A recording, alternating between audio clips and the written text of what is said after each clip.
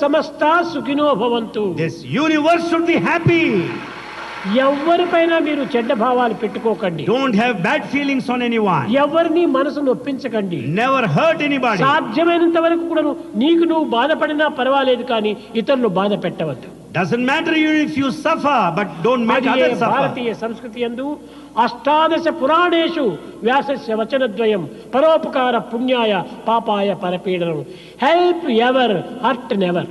That is what is said in Bharatiya culture, the sum and substance of all the 18 scriptures, epics. Help ever, hurt never. ఇవి రెండు కావాలి. ఎవరిని మనం ఏమాత్రము బాధించకూడదు. We should not hurt anybody. ఒకవేళ ఇతరులు మనం బాధించవచ్చును. Others may hurt you.